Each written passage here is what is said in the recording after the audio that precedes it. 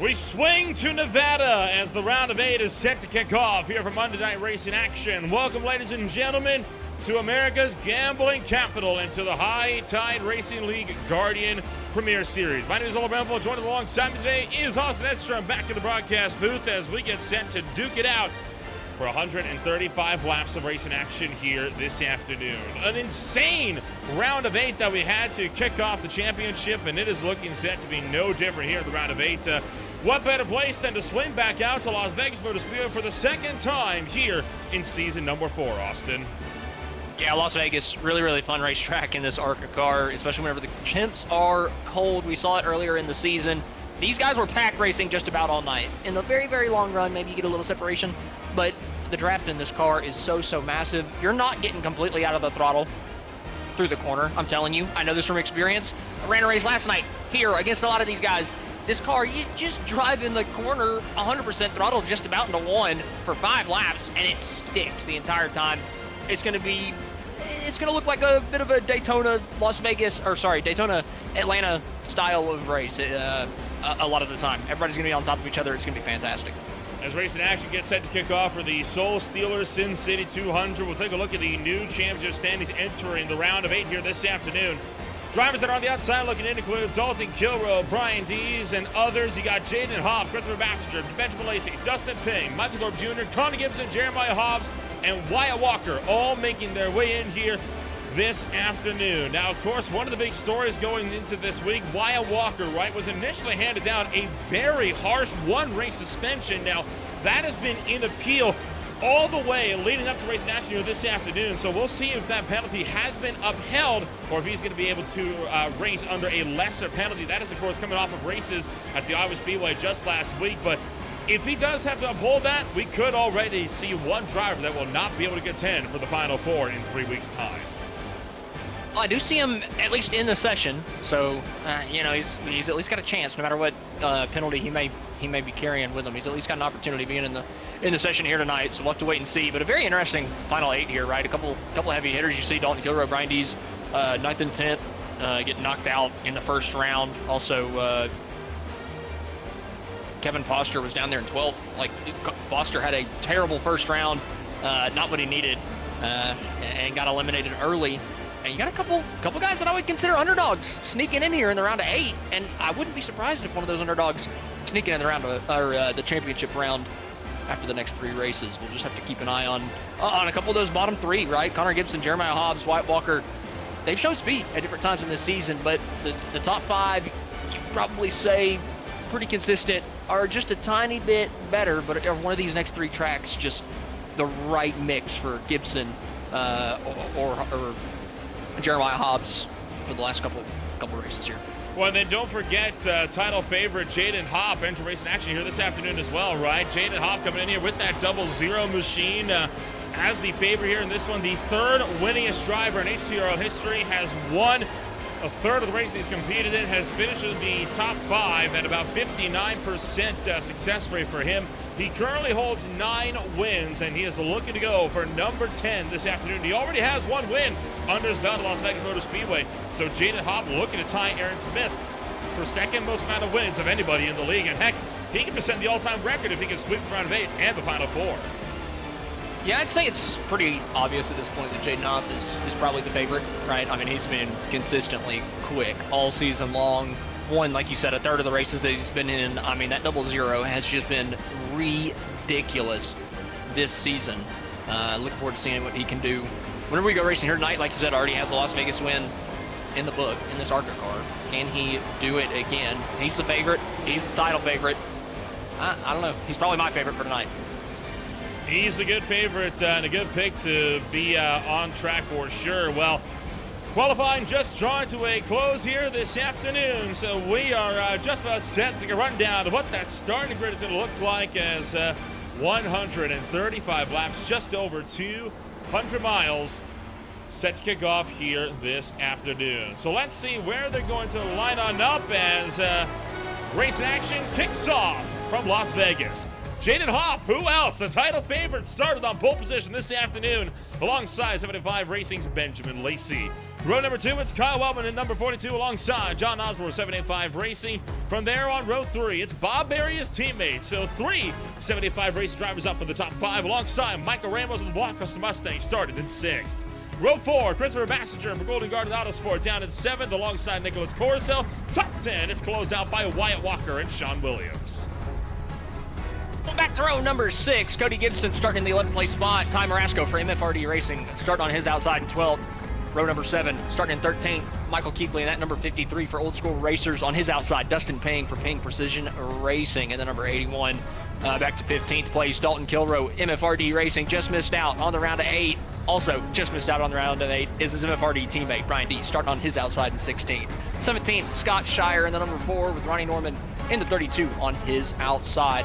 And then on road number 10, here tonight at Las Vegas, we got Tanner Marr in the number 44 and Ryan Philbrick in the 06. For their 21st place, it's Connor Gibson for BC Sim Sport, running a brand new livery. Love the Canadian colors on Connor Gibson's machine. He runs in 21st, alongside Paul Satmar for Garden Ebbs Oil Racing. From there, Michael Ashmore comes home in 23rd, alongside Mike Lowe Jr. down in 24th.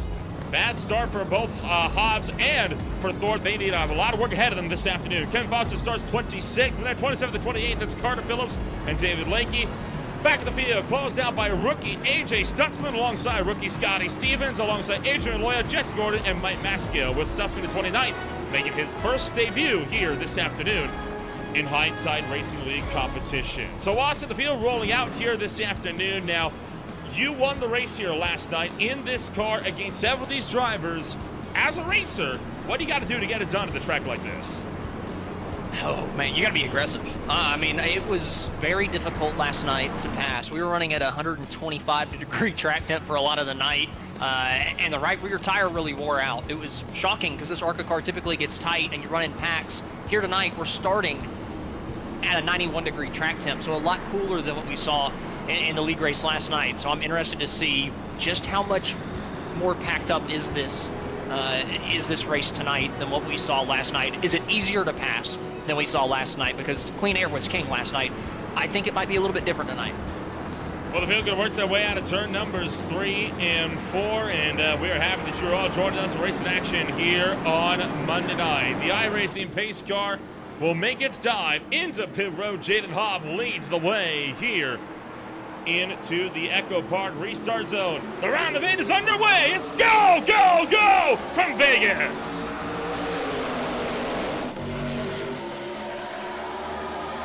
Typically, on that initial start, the only start where you don't want to be on that bottom line. I mean, this is the worst place for a pole sitter. Jaden Hobb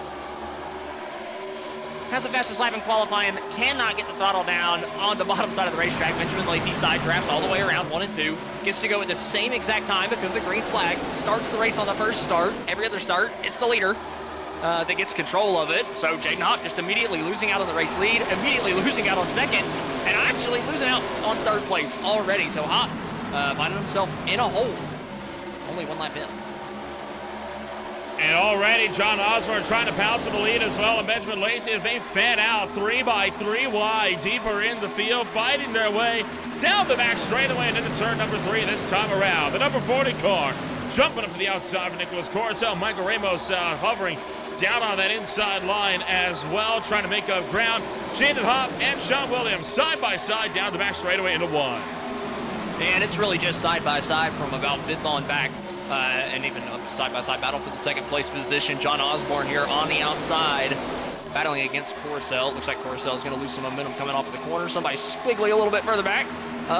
But yesterday, a little bit of knowledge from what we picked up yesterday. The outside line, way, way better if you're side-by-side. I think, you know, in the early going, Passenger almost gets into Sean Williams. Kyle Wellman going to get to his inside. Yesterday, you know, if you got to the inside of somebody coming off of turn 4, you know, they could just side draft you back. By the time you got into 1 and turn 1 and 2, the outside line is far and away the best place to be. You can just completely throw the car down in there with as much throttle as you want to. You don't have to lift that much, and you're just going to rotate around them, take the air off their door, get them a little bit loose. Here, side by side for second, John Osborne, Michael Ramos. I got to think that Osborne's going to be able to defend this position unless here Ramos is getting a bump draft down the front straightaway. If he can just clear before you get into 1, but if you don't clear before you get into that corner, The outside line has that opportunity, but here they actually get 3 wide. Coruscant able to get down to the bottom. Osborne still on the top side of the racetrack and still able to hang on to the position as he's able to hang on to second. I'm telling you, that top side is dominant. Can anybody find a way to start making those moves on the bottom at the front of the pack? John Osborne on the move up at the head of the field. Benjamin Lacey situated up front as well as he tries to fend off the likes of drivers sitting just behind. The field going to be working their way down to the turn numbers 1 and 2, and now off of the to the Nellis straightaway. Osborne continues to lead the way so far. I want to point out something here, right? Right now, nobody in the field from first all the way to 28th, separated by more than 0.2 of a second. Trouble behind, coming off of turn 4. One car down, it's Connor Gibson. All the way to the grass, he's able to save it. That was a ridiculous save. I mean, Connor Gibson, good job keeping your playoff hopes alive, right? I mean, the worst way to start out a new round of the playoffs would be to pin yourself on lap number 7. And I don't know, he might have had some contact from somebody else, but man, 7 laps in, playoffs almost over in a heartbeat for Connor Gibson. What a save. That was a bit of a wild ride. Take a look and see what happened here to Connor Gibson as this is making their way down into turn numbers, coming around into turn numbers 3 and 4. Paul Satmer got checked up with Michael Jr., got stacked up, and look at how far that car stepped sideways. And the wheel work put in by Gibson to drag it onto the apron and pull it underneath him. Well, and good job from Ryan Philbrick. I think he lifted a little bit. He was right on the back end of Connor Gibson. A lot of times in that scenario, you see a guy just kind of drive through somebody, not being, maybe not paying attention. Maybe he's just not being, courteous to the drivers around you. Just like, well, you got loose in front of me. It's your own fault. You're going around. Philbrick there, just, he did a really good job lifting, giving Gibson an opportunity there to at least hang on to the race car and keep this thing green early. Nicholas Corso driving in deep into turn numbers 3 and 4, trying to go down the inside of Cody Gibson. Cody Gibson coming off of a bit of a high himself as Bassinger catches the wall. Hell, a lot of the drivers actually catching the outside wall. Michael Jr. caught the wall. Something fierce as well. And as I say that, I'll get back to Gibson later. Right now, Michael Ramos pouncing on John Osborne for number 2. Yeah, Ramos down to the bottom side of the racetrack again. They're going to make contact coming off of 2, just about. Doesn't look like it's going to pan out for him, but again, it's because that outside line just carries the momentum. Coming out of turn 2 so well. The car hooks up through that middle groove just so perfectly. Like I said, you can drive into the corner at 80% throttle and not have a problem, but they're wrecking across the front straightaway, and it's massive. Half the field just about it looked like, having to drive through it at least. That should have been a lot bigger because the 75 of Bob Berry was going from the bottom to the top side of the racetrack. That should have been huge. Caution is out for the first time tonight. Let's take a run back and see if we can find out what happened to Bob Berry, Kyle Wellman, and more. That's already in progress. Back this up just a little bit more, coming off of turn number 4. Watch Bob Berry, the 75 up top. Kyle Wellman is underneath him. Jaden Hobson here as well. And Berry clips the wall, comes down across the nose of Kyle Wellman, and it's on. And the problem is both of these cars skip back to the right and come back across the racetrack. Look at the cars scattering across the front straightaway just trying to get through, and somehow both these cars coming across at about 150 miles an hour, not getting hit. I'm telling you, that's not a good place to be in if you're the drivers behind. You see 2 cars coming up across the tri-oval, and you're like, I kind of got to go there. Luckily, nobody else involved, just a 2-car incident. And it could have been a lot bigger. So man! Did you see Michael Thorpe Jr. and Paul Satmary have to scramble to get around that? This is on board with Thorpe right in the middle of the fray. That's what I'm saying. It was just super tight. I can't believe we did not get more than 2 cars in this. I mean, this should have been much bigger coming across the front straightaway. Great job from Thorpe. I mean, you can't do anything other than what he did right there, or else you're going in the wall with him, and that's a playoff saver right there if you're Thorpe Jr. And then this was Paul Satmary right behind Thorpe. Sees the smoke, starts to lift, and he also just gets through with some counter steer.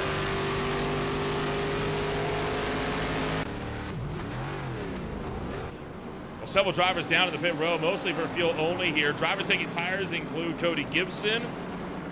I see Thorpe's taking tires, so is Marsh, Stutzman, Hobbs, and Ashmore. I kind of want to talk about Cody Gibson for a minute here, right? I mean, Cody Gibson, a driver that's a bit new to the Green Flag TV roster, started racing with the High Tide Racing League. He has also officially made his debut in SRA as of this past Saturday, right? And in fact, was going for the race win. He took his first win of his SRA Gen 4 Series career. He was fighting with Michael Gudger for the win. Gudger lost at a turn 4, the final lap at the Echo Park Speedway, the old Legacy layout, and spun around to the infield. Gibson got a walk-off win by about a car length because of it. You know, you mentioning how many leagues he's been in here on Green Flag TV kind of makes me think of something. I feel like we should create like a Green Flag TV challenge where if you can come in and win a race in every single league that you broadcast, you win a prize. What do you do about the series like HTRL where you do multiple drivers? Maybe you waive the endurance series. Well, hold on. We could make it work.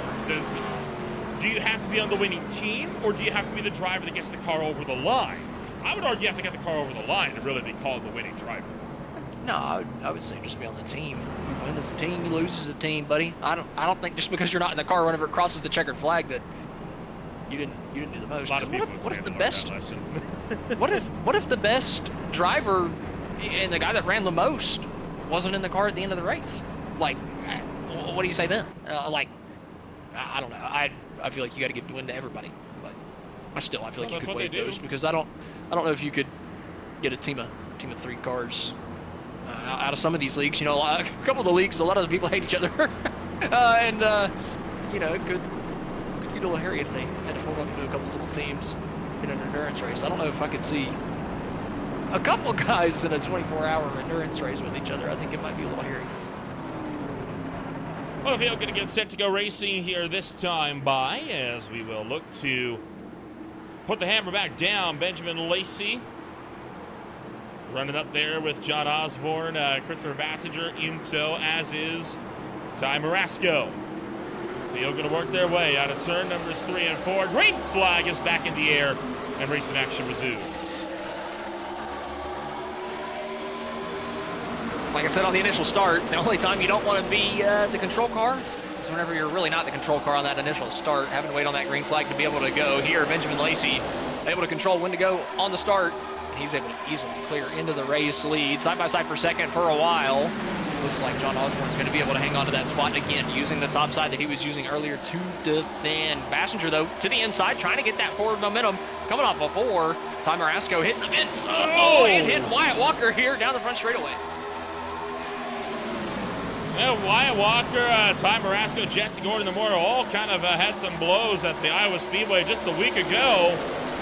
So potentially some emotion still boiling over from that race. Jesse Gordon in particular, the one that was arguing against a suspension. By the way, Jesse Gordon, the driver that was subject to the suspension, has not taken to the race. Track Marasco into the wall, nearly rebounds into both Bassinger and Connor Gibson. Tight racing all throughout the field. Like I said, this colder track temp is creating a bit of a different race than what we saw last night, especially for the middle portion of the field, right? A lot of 2x2 from about 8th on back. The only reason I think we see a lot of single file up in the front right now is I do think that a lot of these guys are trying to feel safe a little bit here. Ty Marasco, though, down to the inside. Bassinger getting a little bit loose. That's an opportunity for Ty to be able to get this spot on the bottom, but Bassinger still just able to carry the speed. And now the 3 wide down the front straightaway there for that. Oh, here we go. Spot. 4 wide now. Carter Phillips caught up on the outside wall. He slapped it coming out of turn 4, and that put them 4 wide down the front, although they're able to survive it. Coming down the back straightaway this time by. Field still looking strong here this afternoon. And all of this action, we are not even 20 laps deep. This race it's going to be a wild one. I think that's an understatement. Yeah, I think that's a pretty safe bet at this point, right? From what we've seen in the early going, I think we're going to keep the action going all night long. Side by side, Jaden Hopp here, stuck on the bottom. That's your pole sitter. Look how far back he is already. With Jaden Hopp back to his both place spot. What's going on? I said he's the favorite early on. Is it just massive tire saving? Is he going to just absolutely tear through the field if we get a long run? Well, his pit stops is what happened, right? He was one of the drivers that took fuel only when he came down pit road this last time by. The top 8 right now, all have not come down to pit road under that caution flight. Hence why we see a bit of a jumble in the running order. There you see, oh, Walker sideways, big time through 2, able to gather it up though. Lots of near moments for playoff drivers in the early going here. Only 20 laps in, and we've had some nervy moments. Thorpe Jr. almost getting taken out in that first caution. Wyatt Walker there. There's a lot of smoke down the front straight. It looks like maybe from the last time around, just lingering a little bit. Wyatt Walker looking down to the inside of Connor Gibson, trying to take a spot. A lot of movement towards the back of the pack. Dalton Kilroe way back here as well. Not to be expected. He was really, really quick last night. One of the main contenders for the race win. I'm kind of surprised he's as far back as he is at this moment, but you know, there's a lot of cars in here starting a little bit further back. It takes a little bit to get through here. Like you said, 8 cars staying out from that last one. There's a lot of smoke on the floor. I was trying to figure out if there was somebody spinning or not. It looks like somebody able to save the race car, maybe. It's not even smoke. It's just the gray asphalt down there. You had the exact same problem the last time we came to this racetrack just a few months ago. What? There's no way that was not smoke. I guarantee you, I promise you, it was not smoke. I promise you, I can prove it. With this camera, I shall prove it. That is smoke. That is smoke. You are correct. Why is it still there? I don't know. I think, I wonder if maybe there's a car in pit road that might have expired. That might explain it, honestly. But right now, we're 2 by. And Benjamin Lacey is pulling the gap.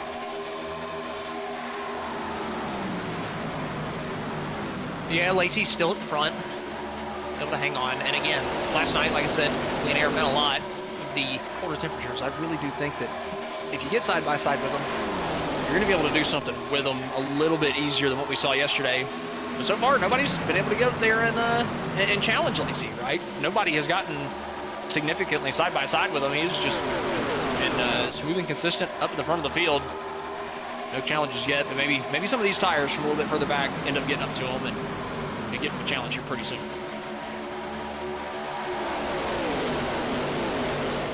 Oh man, Ty Marasco again nearly a hook in the back of Connor Gibson as they fight their way down the back straightaway into turn number 1. Marasco trying to make a move, going to cause Gibson to jump down to the low side, and now Marasco trapped alongside Wyatt Walker.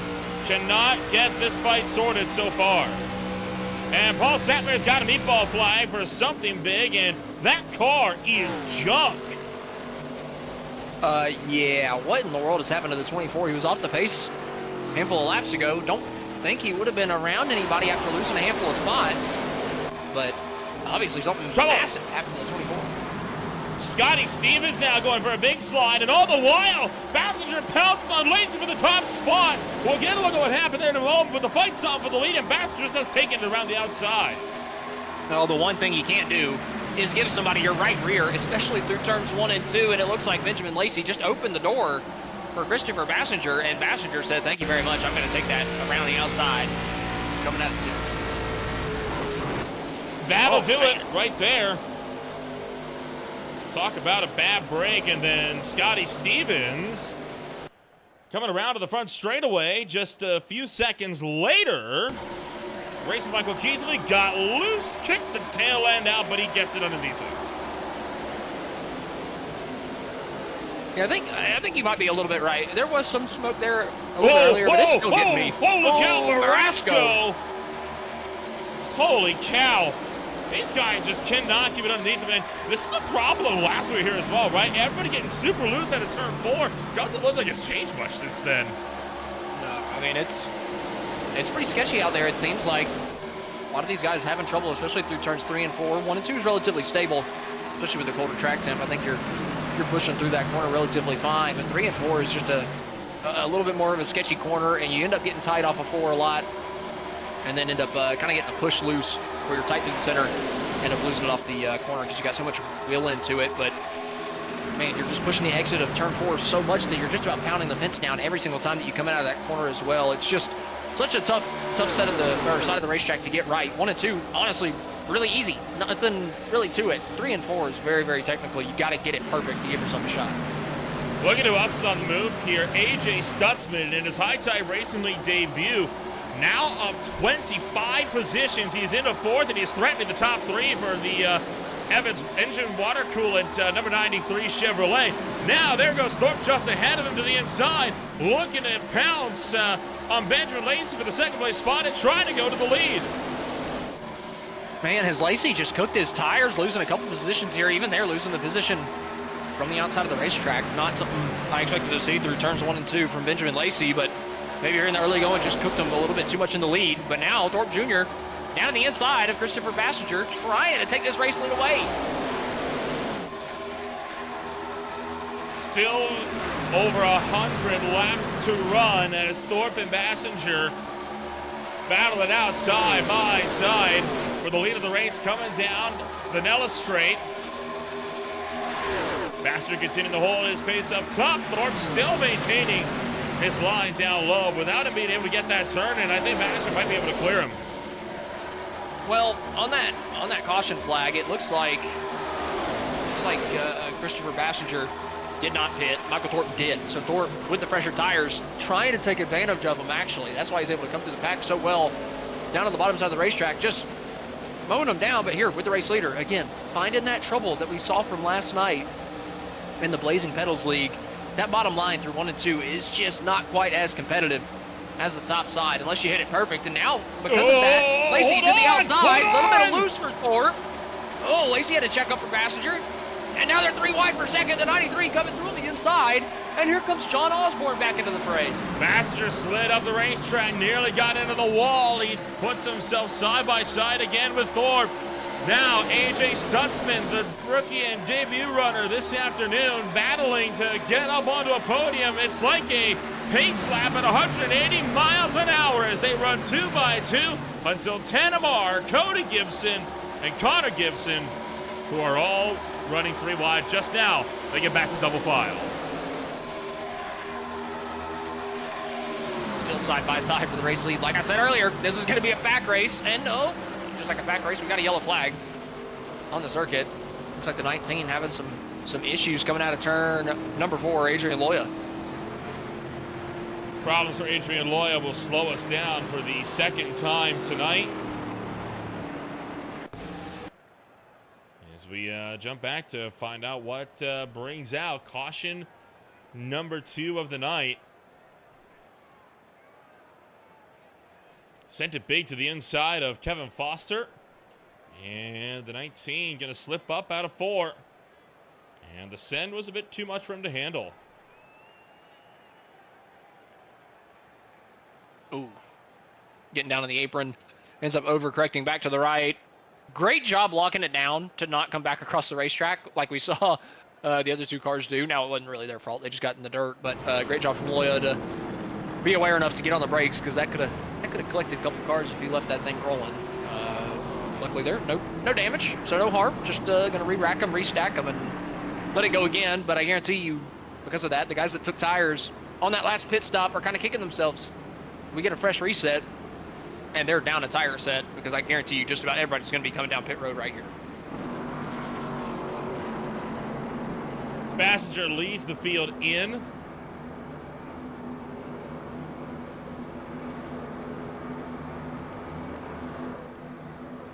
As we get set to get our first proper run of full stops on the day. Now, of course, the big question is, does anybody opt to stay out? And by my count, that's a hard no on that one, Chief, as everyone is into pit road. And, oh no, Jaden Hopp has missed his stall, and he is going to be back out onto the racetrack. No service. Fuel only for Thorpe and Stutzman, by the way.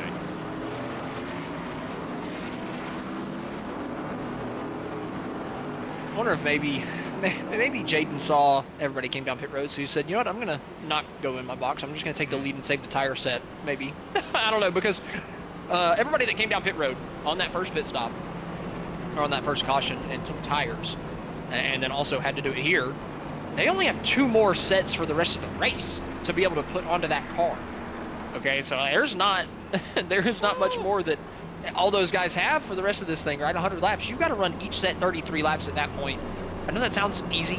33 laps is not a huge portion, but it does not set you up in a good box because, okay, you pit 33, you pit another 33 at lap 66, and you got 34 laps to go. Another caution comes out. Well, okay, I was wrong about Hop, but what I am right about, you would rather have that extra tire set, right? You need that extra tire set. These guys that took tires under that first caution, I really think that it could hurt them coming down to the end of the race if we get a late race yellow.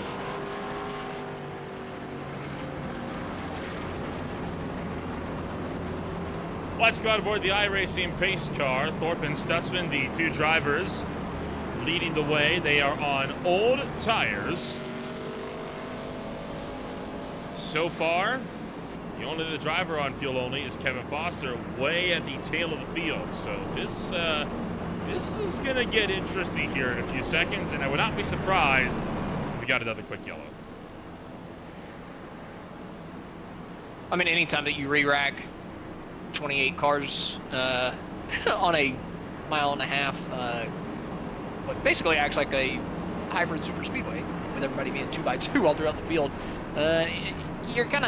you're really leaning into the cautions breed cautions portion of racing, right? You kind of set yourself up for it. So still 100 laps to go. Hopefully we get a long green flag run.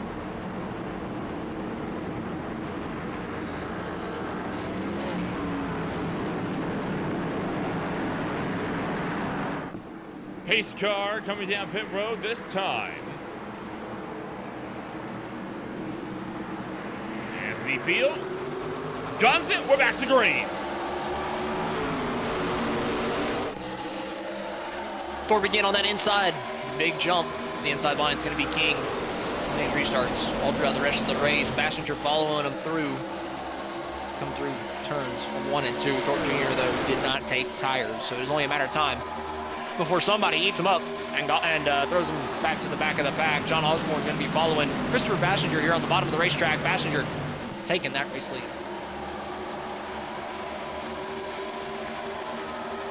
So Christopher Passenger going to drive back to the point, and we're already 3x3 deeper in the field. Stutzman dropping back rapidly on the old tires as one by one drivers just funnel their way through like he's standing still. Yeah, not the set of corners that he needed. Dalton Kilrow able to get by a few other drivers down to the inside. Sean Williams making the pass. David Leakey now looking down to the bottom side. Not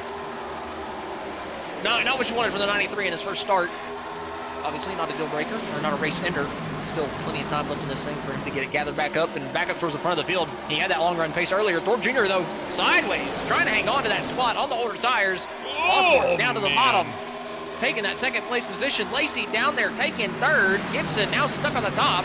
Almost like a pick. Like you would see a short track. Thorpe Jr. sideways. Going to go way up the racetrack. They're going to be 4 wide coming off of 4.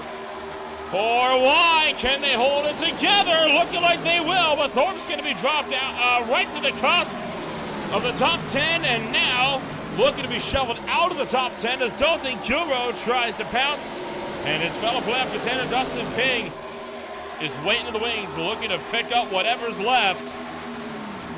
But Thorpe's going to get clear and jump down to the inside and start to regain lost ground as he now tries to go on offense against Ronnie Norman, but with him being on old tires, it's just not happening.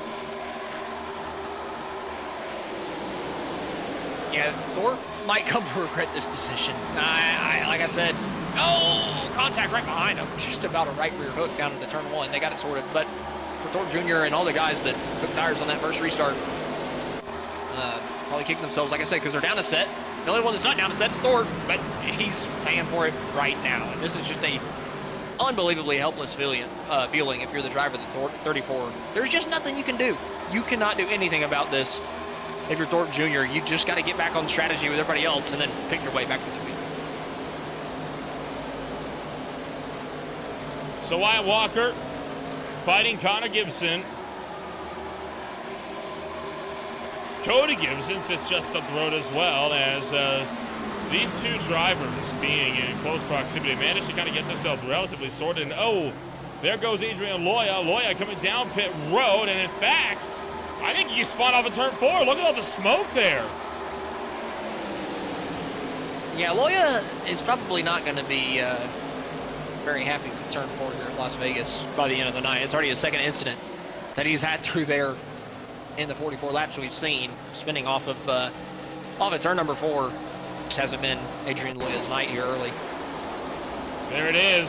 Spun off of 4 tire lockup all the way down and just let it roll straight into the pits. So that's where he got the black flag from. It is for an unsafe pit entry.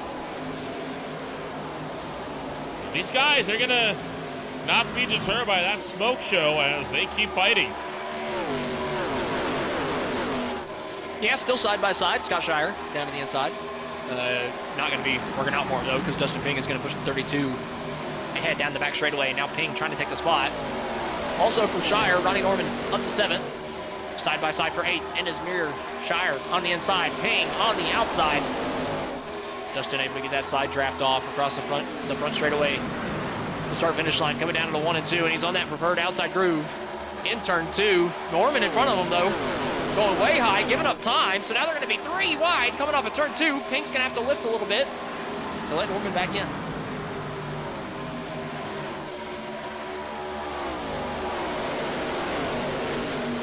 Side by side out of turn number 4 as they fight the front straightaway. Scott Shire, Dustin Ping, both sitting in the wings. Nicholas Coruscant looking to get himself up and rolling now, as well as we drive her back deep into turn numbers 1 and 2, and now fighting to 3 and 4. Up front, Cody Gibson trying to look for John Osborne around the outside. Osborne blocked him off, and now we see Wyatt Walker looking to open up the door and go down the inside of him. Wyatt Walker entering as one of the drivers right on the bubble, and he wants to improve rapidly. Yeah, these guys got to get all the points they can get, right? Connor Gibson in front of him as well.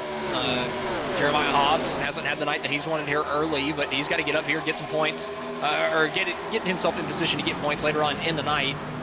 But right now, Gibson and Walker, the 2 best of the guys that, you know, I was saying really needed to pick it up, find a track that they're really good at here in this 3 races, and go try to go pick up a win and get as many points as possible. Wyatt Walker, Connor Gibson putting on a good showing here early on. You see the live championship standings on the top right of your screen. As Baxter right now would lead the way. Lacey would jump up to the 2nd place spot. The big contender would be Wyatt Walker, right? That 3rd place and put him from down on the grid to being able to get up and in there. Not anymore, though, as he is fighting with Cody Gibson for that spot. Thorpe Jr., though, right now would be in a critical position unless that strategy goes his way later in the race. Same story for Jeremiah Hobbs. Yeah, and that cut line only separated by 1 point as they run, right? And keeps flipping. Dustin Ping, Wyatt Walker now tied on points. Oh, hold on. Walker caught Lacey. the wall and nearly got turned by Lacey. Yeah, Lacey got way down the racetrack trying to give Walker the room, and now trying to take that position away from Wyatt. Getting to it down to the inside, coming off of turn 4. Gonna be able to side draft him down the front straightaway, pick up the momentum. But I don't think he's gonna be able to clear down to 1 unless he gets a push down the front straightaway. Coming down to the turn number 1 here. Wyatt Walker retaining on the outside, and Benjamin Lacey going to clear. Pulls across the nose. Job done for him. Now Wyatt Walker right behind. Can he look to go down the inside into turn number 3? No. He stays in line. I think he's being patient. He knows he's got some good points. Don't take your chances this early on.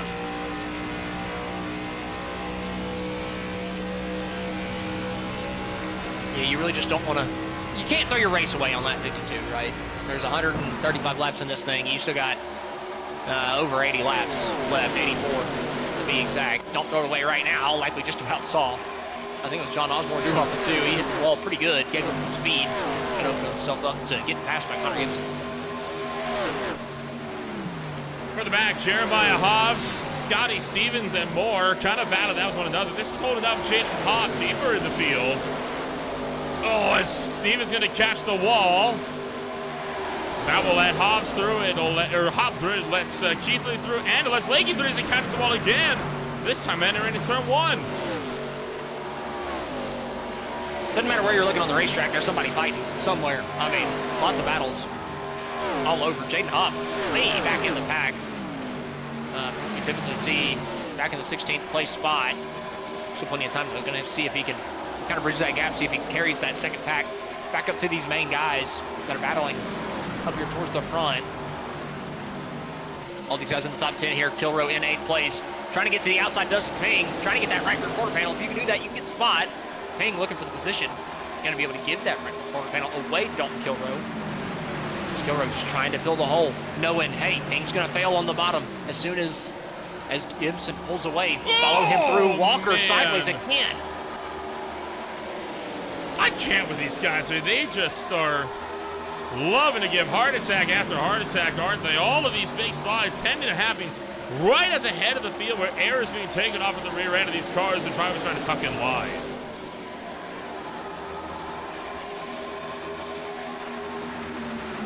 It's just super tight racing. Like I said, it's a hyper super speedway, right? Just in a 1.5 mile form with this ARCA car. You just gotta. It's just a game of inches. Not much between any of these cars out here tonight. It is a tough one. A tough one indeed. As the field continuing its scrap. So we drive, we're into turn numbers 3 and 4. And Passenger clearing from the top of Lacey.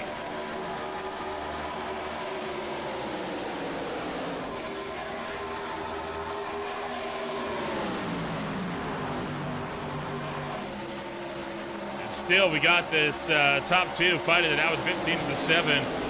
Just going at it.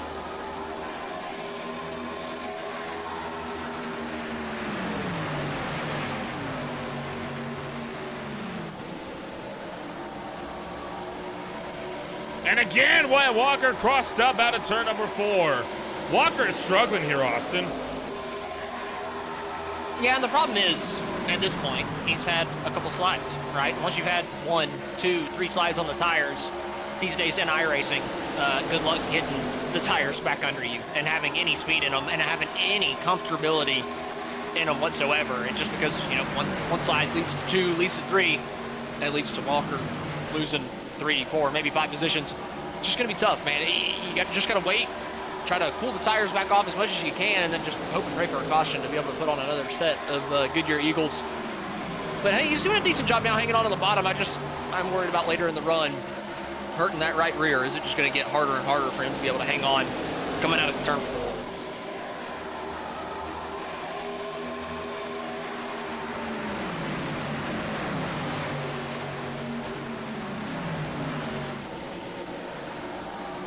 Well, Benjamin Lacey going to go to the top side as Wyatt Walker clobbers the fence again. He gets loose. Walker is in huge danger because every little mistake he makes, every little slap to the wall, it hurts that car more and more. You can still see him fighting it in 1 and 2. It's a miracle that he hasn't wrecked it yet. At this point, I feel like it's only a matter of time unless we get somebody else wrecking their machine. Like, and I don't mean this as any hate to Walker, but man, I'm telling you, just you slide the tires one too many times, and it just never gets back under you. You're just gonna wreck that thing eventually, especially whenever you're sitting on edge a lot through 3 and 4 here at Las Vegas. It's just a tough corner to get perfect, and you got to run it really, really hard coming out of 4 to make the most speed. So we'll just have to wait and see. And even 2 can get difficult because you're trying to carry so much speed down the back straightaway. Further on in the run, if you slide that right rear, you very well could get loose out of 2 and lose it there. Well, the field continues their strong run as stadium lights, as of a few laps to go, have flicked on. So this race will be finishing under the cover of darkness, save for the illumination over the Las Vegas Motor Speedway. Quite a few battles started to drop back here. Now that we've actually got a green flag run going, I think we're going to be in for a pretty long haul here unless something happens. And let's be honest, it's probably going to be Wyatt Walker with the way that car has been driving lately. Yeah, I'd probably agree with you. Like I said, it's just so hard. That right rear tire is just struggling, especially coming out of 4. I think it's a little bit better that time around. But 3 wide, a little bit further up the racetrack. And by a little bit further, I mean for the race lead. Benjamin Lacey stuck in the middle. Kilroe around the outside, trying to take this race lead away from both of them. Lacey around the outside takes it away, but he only has the lead for a moment. Oh, no, he doesn't. Kilrow gets the wall, gonna get the side draft, but he's got that outside line. I think Kilrow has this race lead now. What a drive from the 41 to get himself all the way up here. Side by side, through 3 and 4. Kilrow with the momentum. He's gonna be able to take it off of 4. You know, this shot's a bit telling, right, about just how all of these runs are going and what different lines have to offer each other, right? I mean, look again, Lacey just doesn't have a lot of pace. Look down to the inside, because look at how the 15 starts to drive a little bit further out in front. And Lacey's got to rely on some of that slipstream to help reel him back in. Yeah, and Lacey, you know, he made the move on Passenger for the lead. What he really needed to do was tuck back in line behind Kilrow. Kilrow was able to clear, tuck back in line, try to get to his right rear, but instead able to lose that second place spot back to Passenger 2. So that work that Lacey did to pass Passenger, all for naught, and back to P3. So a little frustrating for Benjamin Lacey, but Kilrow up to the race lead. Tanner Marr down pit road. Tanner Marr hitting the pits here this time by as the battles for the top spots continue on. We are approaching the halfway point in about 2.5 laps here. What an awesome race this has been to kick off the round of 8 so far. Plenty of action all the way throughout the racetrack. Wherever you look, there's always been something letting us know you're rooting for out of our playoff drivers. I know who some are rooting for. I see Corpse Goddess fans. Obviously, Jaden Hoff has plenty of his own fans as well. So, see Hunter Karsten in here rooting for his GGA teammates as we look to enter the second half.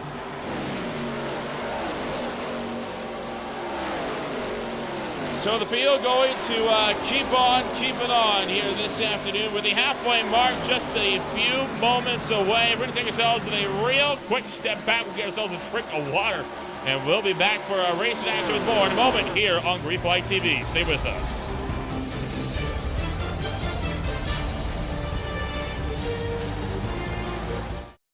Racing isn't easy, but experiencing it is.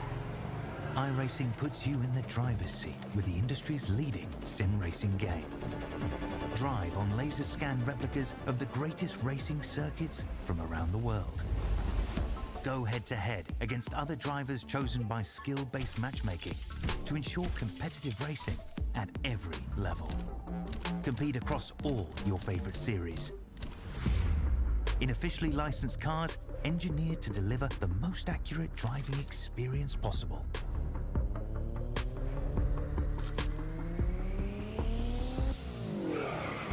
Join a race or host your own with players from across the globe. Race against the computer or in a league with friends. Feel the thrill behind the wheel. Visit iRacing.com.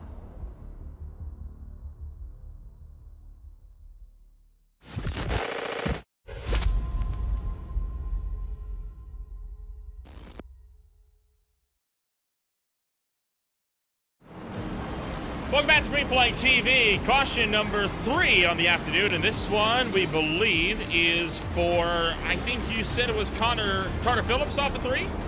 No, Connor Gibson, playoff driver. Oh boy, Connor Gibson, the playoff driver, getting collected in all of this. This will bring a good chunk of the field down to pit road. So we'll look at these pit stops, and then we'll look at what brought out this third yellow flag of the night. But right now, Dalton Kilrow leads them down. Right before green flag pit stops are going to start, too. We were just about to get into it, so just about right on time there for the yellow flag to come out just inside of the window for all these guys to be able to make it on one more stop from here in about 30 laps time. Well, the field is going to get back rolling here as there goes Kilrow making his way back out onto the racetrack. He wins the race off of pit road. This is what happened to Connor Gibson as the driver of the number 30 is going, sorry, the number 31 here is going to look to bring out the yellow flag. If I can find Connor Gibson on the timing sheet. Gibson is an elusive man. Help me out here, Austin. Where is he?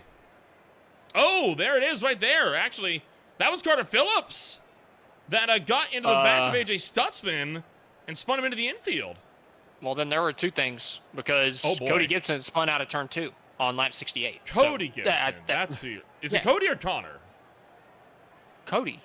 Cody's not a playoff driver. Oh. Well, that would explain that.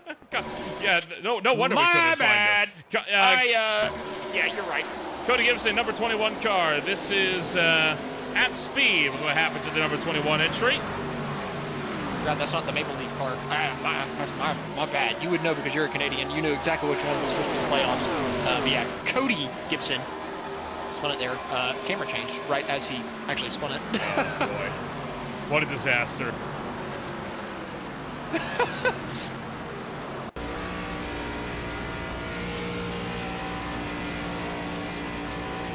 Just lost by himself. Yeah, nobody around him, just maybe a little too high on the racetrack. Late in the run also. Maybe he had slid tires at some point, and that right rear just wasn't agreeing with him. So a little bit of a self-spin. Ultimately, they're just going to re-rack him with, looks like 65 laps to go, 64 when we go green. Oh, now Connor's making fun of me in the voice chat for getting the daggum name wrong. I probably deserve that, to be honest.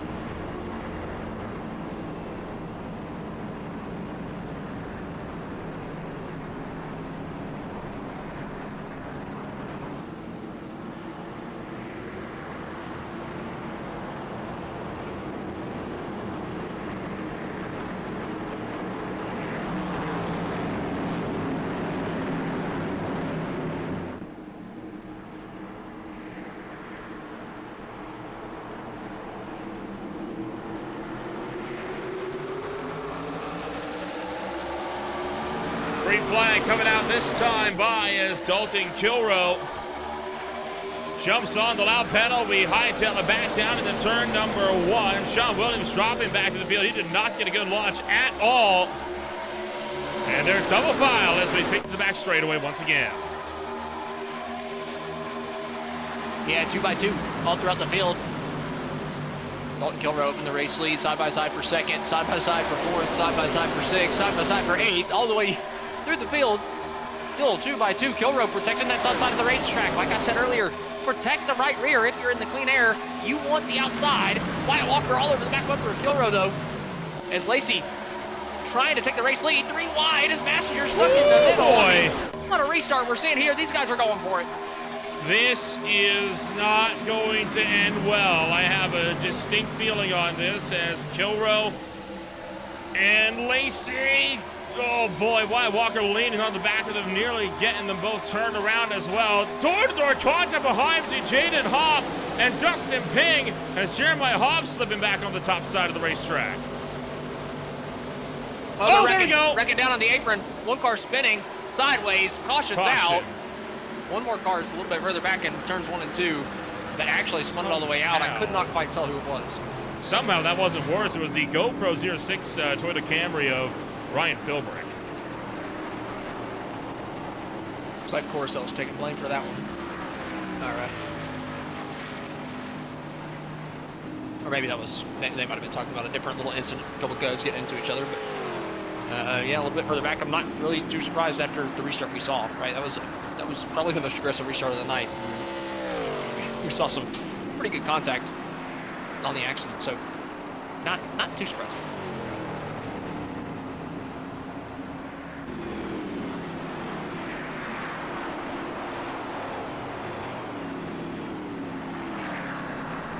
Well, the field going to fight their way on through.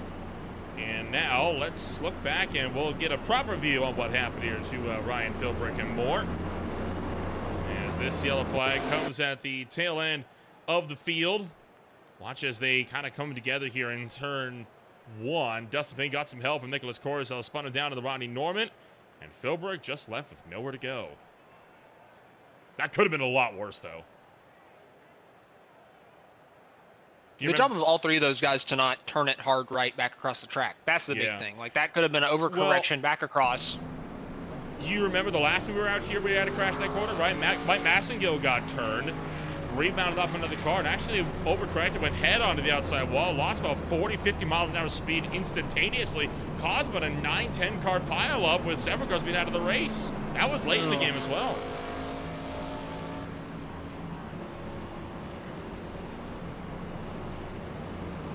Yeah, it was definitely not a pretty one. Hopefully we can stay away from the big ones. You know, a little 2-3 car spins, not too bad. You know, you keep most of the guys in the running, and we've proven we can run a good amount of green flag laps. We got a caution flag, so hopefully we can get this thing really going. Nice clean restart, but still as aggressive as that last one we saw, because that was fun up in the front of the field.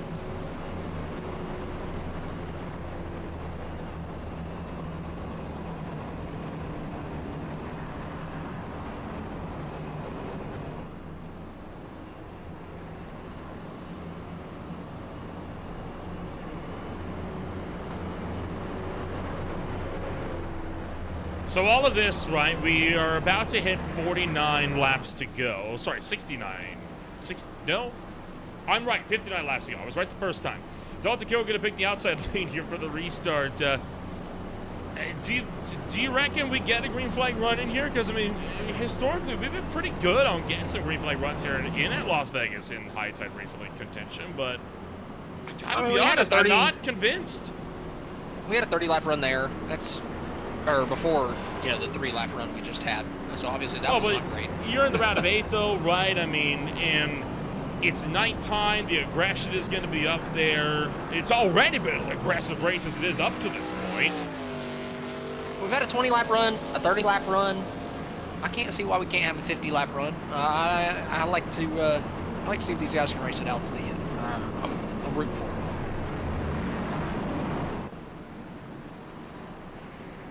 We head down the Nella straightaway. Again, Killer on the outside, Lacey on the inside. Well, if you had to pick, would you be picking the outside right now?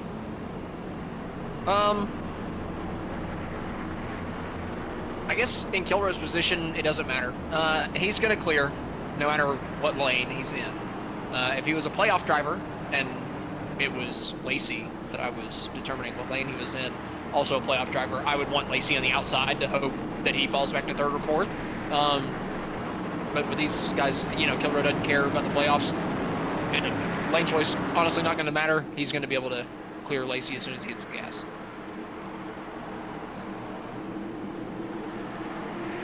Dalton Kilroy jumps on the loud pedal as the green flag hops to it. We look to run down to the turn numbers 1 and 2. Kilroy with a good lead, out by about 3 or 4 there, but that's not going to last, right? Johnson Super Speedway.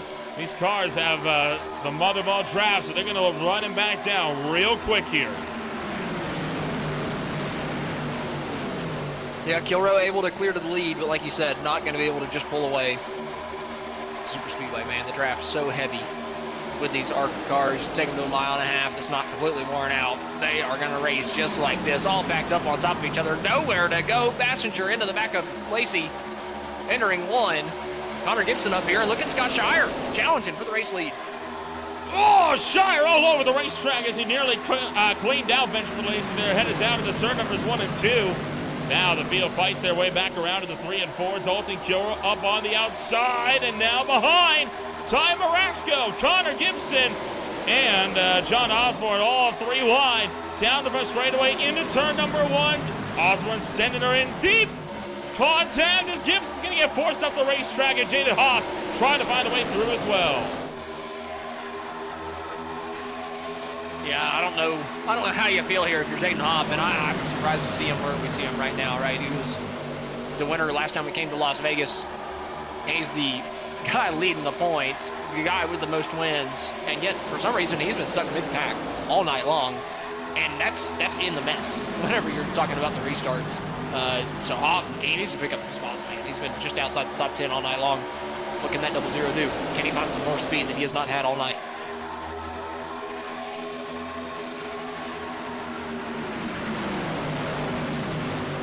Well, the field going to fire back into turn numbers 3 and 4 as we slide up the racetrack here, this time by as Wyatt Walker nearly got into the outside wall. Now we go 3 wide down the front straightaway. Thorpe, Keithley, and Ramos 3 abreast now as the Blockbuster Mustang takes all the way to the outside of the racetrack. Oh, Thorpe, look out! Michael Thorpe Jr. down onto the apron. He pulls it together. Yeah, he got hip checked. Hopefully he escaped any damage, but he did lose those positions. Not able to capitalize just yet. But Thorpe Jr. just going to be happy to still have a race car because that could have been another playoff ender. A lot of these playoff cars with very, very close moments to completely destroying their race and giving themselves a huge hole to work out of. Keithley just about to the back of the 27. But Thorpe Jr. trying to get these spots back. Bottom 3 wide once again down the back straightaway. This time a little bit cleaner for Thorpe Jr. Can he get the move done down into 3? Well, Ty Marasco going up and around the outside of Michael Ramos still, and Thorpe side by side with the 3 wide move, and now 3 wide up front as well. With Walker, Shire, Gibson going 3 abreast. They're going to quickly get it back down to 2, and still these guys are 3 wide back here. Cannot get themselves back to double. John Osmond and Michael Keeley watching nervously in the wings as they now look to split Michael Thorpe Jr. Thorpe is fading quickly.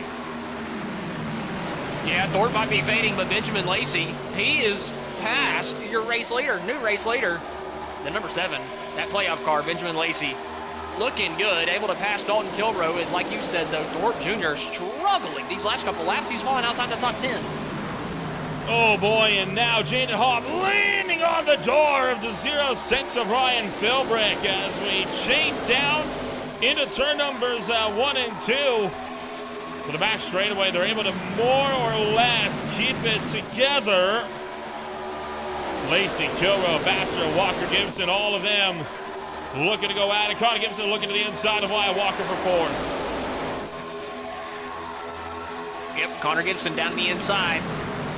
Trying to represent for Canada. For Nolan here in the broadcast booth. He's trying to do Nolan proud. Down to the inside of Wyatt Walker, trying to get his spot away. But Scott Shire, he's not a fan of Canada. He's down to the inside, trying to take the spot back away from him, but up towards the front end of the field. Dalton Kilrow trying to get that right rear. Trying to get the race leader back from Benjamin Lacey, and it looks like he's going to be able to hang on to the outside groove and use that momentum down the front straightaway, side by side for the race lead down to 1. Dalton Kilrow trying to go up and around the outside line of Benjamin Lacey as Dalton Kilrow seeks to battle this one out as well. Looking to go around the top. Lacey still holding on to the inside line. Unable to break away from one another as we enter the 50 laps to go marker. Lacey and Kilrow still 2 by 2 with Baxter and Walker behind Kilrow trying to fend off half the playoff field right now behind him.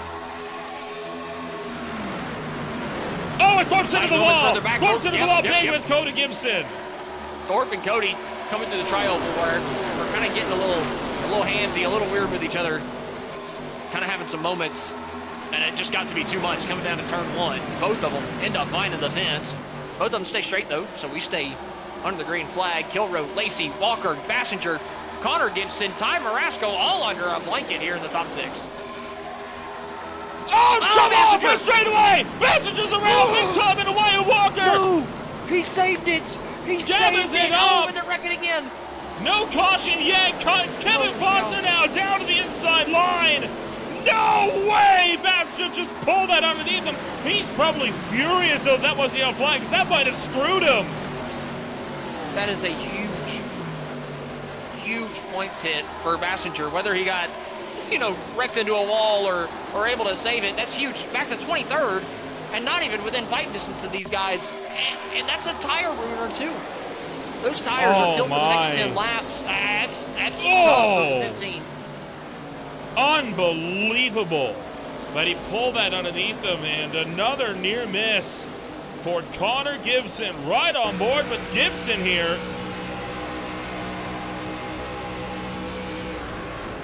Oh my word.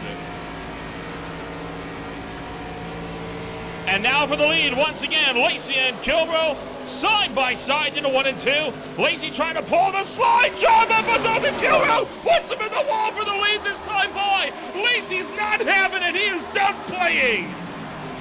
Yeah, Kilrow had the momentum, but he didn't have the overlap until the very, very, very last second. And at that point, you're asking a lot of the leader to lift and let you have that lane. Instead, Lacey keeps his foot to the floorboard and lets that car drift up to the top side of the racetrack, takes the spot. side by side for third. Michael Ramos trying to take it away from Ty Marasco. Ty just drives it in deep down on the bottom of the racetrack, though. Able to hang on.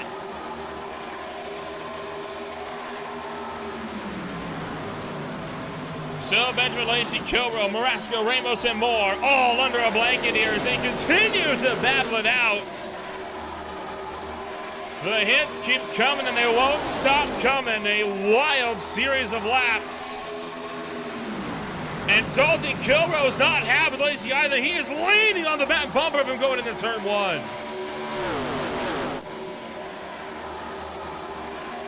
Trying to get Lacey just to look in the mirror a little bit more than he typically wants to. Just trying to be making him aware that, hey, I'm right on your back bumper. I'm going to put you in a vulnerable spot. Kilrow, though, a little bit loose through 3 and 4, losing some time. To Lacey, he's going to have to cool those tires back down a little bit, give it another run. Using the draft down the front straightaway, closing some of that gap back. Can he get back to the 7? Give him a run for his money, or are we going to hit those green flag pit stops?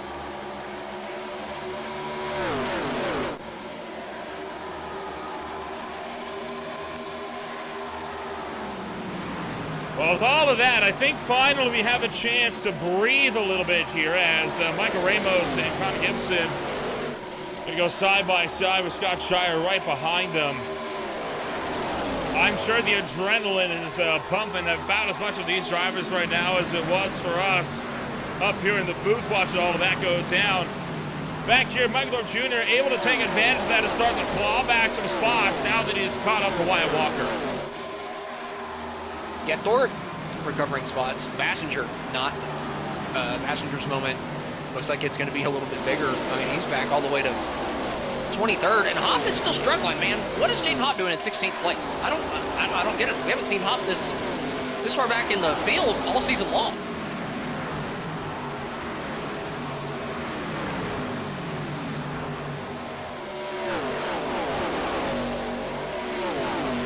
Oh, Corcel getting a little bit sideways out of turn 2. He's going to slide just in the gap.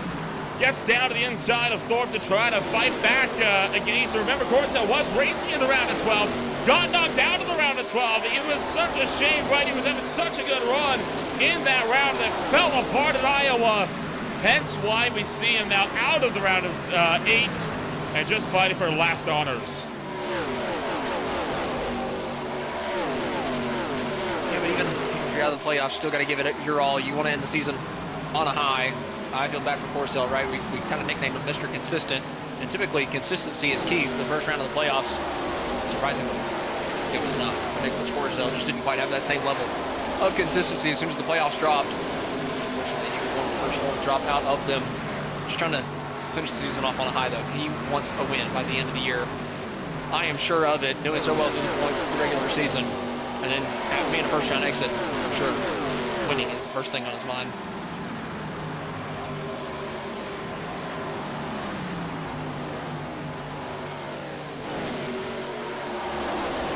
An unbelievable ride that we have been having here so far this afternoon. There you see Ryan Philbrick, Ronnie Norman, Brian Dees, Wyatt Walker, and more. All under a blanket. 37 laps on the boards here this afternoon. As the racing action continuing to pick up in earnest. While the front runners are starting to kind of drop back a bit more, it is a madhouse for ninth on down.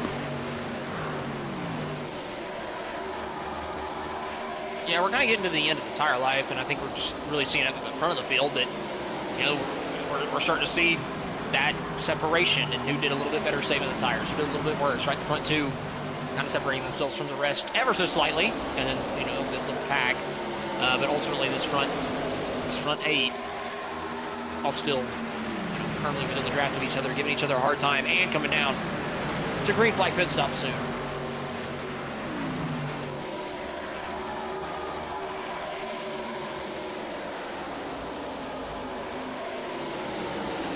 .35 laps to go.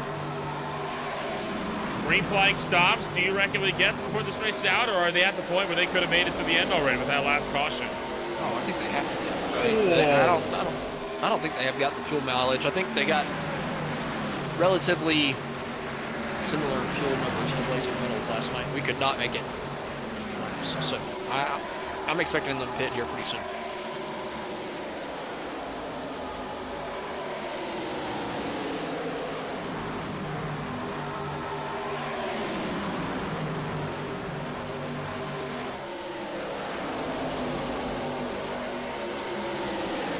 I mean, this is something, right? I mean, this has just been absolutely insane so far. As once again, Sean Williams attacking 3 wide. I'm starting to lose words on how this race has gone down. Looking for 3 wide, looking for 4 wide. Oh, there we go! Oh, no. No, Lakey gets caught up. Thorpe's caught up. Somehow they don't go all the way around. We gather things up. Thorpe's still trying to pedal it up the road. He pulls it back together. Kevin Foster's down the pit road right on cue, as is Carter Phillips. And somehow we don't have another caution. Insanity. They hit each other in the perfect way to knock him back straight. Coming across the start finish line there for Wyatt Walker. That should have been the yellow. Could have been the yellow, but man, just escaped without it. I'm going to keep this race green, but again, that's another issue for another playoff car. Oh boy, I am not going to have a voice. It's been a long weekend of commentating for me, Austin. I'm not going to have enough left for OMSRL coming on up this Tuesday at the Brickyard, or for the Beer League coming on up the week after, or the day after that. I mean, it is just non-stop action here on the channel. It's Dover, it's Darlington with a triple header, by the way. PSR, AJSRL, and Speed all at the track. Too tough to tame. This coming Thursday, Beer League out to Monza at the Grand Prix layout. No chicanes in Super Formula Lights. Bolt should be at Las Vegas as well. And Classic IndyCar Series taking a break for the usual Sunday action. They will be with us here on Saturday, as they do not want to be in conflict with the main series that races on Sunday.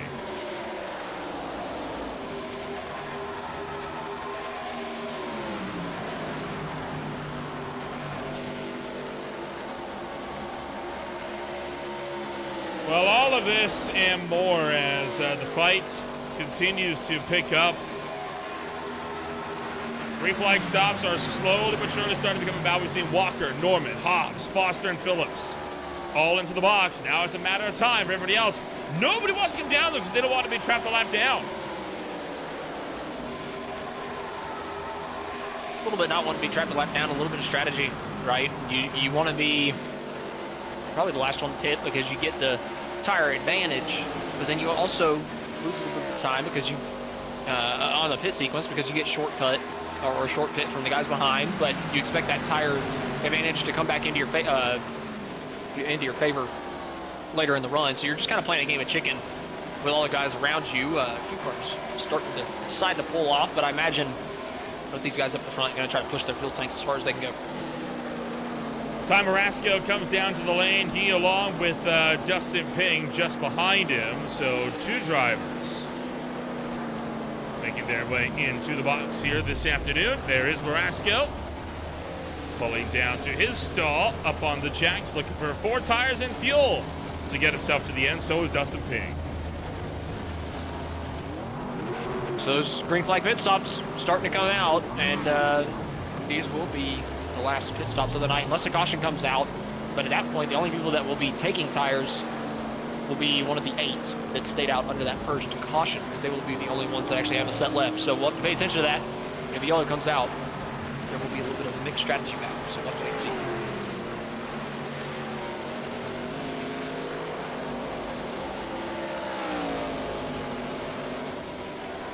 Well, so far the front runners continuing to stay out. We now have 26 laps to go, and once again we see drivers hitting pit road. Connor Gibson is in, Ryan Philbrick is in,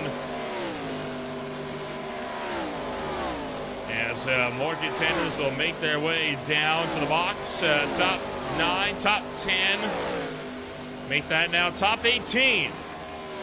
All still have yet to come down to pit road. Right now the closest battle pack is the top 5.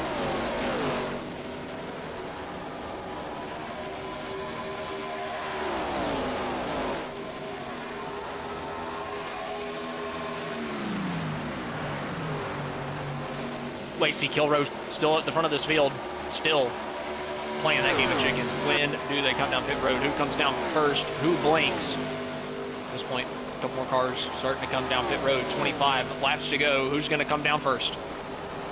Massagill is in. Passenger is in. More and more cars being forced to fuel off because they could not hit the fuel. 24 laps to go. And every lap, the game of chicken continues to intensify. Michael Thorpe Jr. has bailed to pit road. Now Thorpe, my question is he going to stay longer as he's got some damage on the right-hand side from that collision on the front straightaway several laps ago?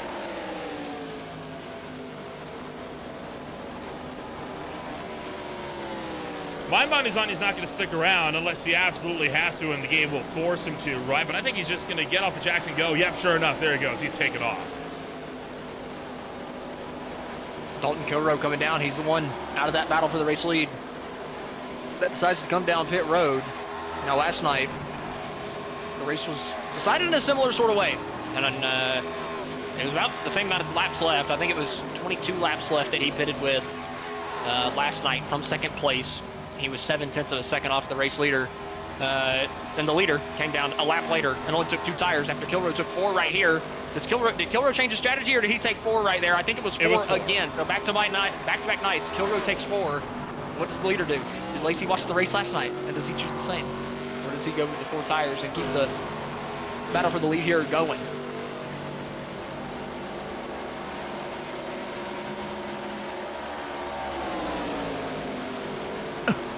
Well, the field keeping on the fight here. Benjamin Lacey is down into his box as well right now. In fact, Scott Shire coming in as well, leading right now just John Osborne, Nicholas Coruscant, Ashmore as the lone 3 drivers that have not yet come down pit road. And I wanted to reckon they're trying to stay out as long as possible to try and trap drivers a lap down. Lacey took 2 tires. Lacey did the strategy. Oh, boy. I don't know if I agree with it. If there's 20 laps, why wouldn't you take 4? Dude, well, yesterday, like I just told you, just about the exact same lap. I think maybe 1 more lap than last night left to go in the race. Kilroe pitted 1 lap before the leader, took 4 tires. The leader pitted 1 lap later, took 2. The leader still won by 2.5 seconds last night. The difference was the track temp last night was 30 degrees hotter than it is right now.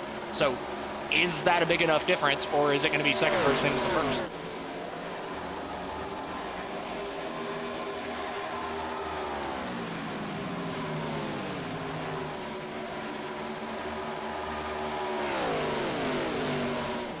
Well, right now, Benjamin Lacey standing as the net race leader as Coruscant, Ashmore, and Osborne still have yet to make their stops. In fact, Osborne right now, fresh out of pit road, just got overtaken by Benjamin Lacey for the lead of the race. Nicholas Coruscant and Michael Ashmore still remaining out on the racetrack, and they are looking to push this as long as they possibly can before being forced down and into pit road. It's just a matter of will they get their wish. They will not. Coruscant has to pit.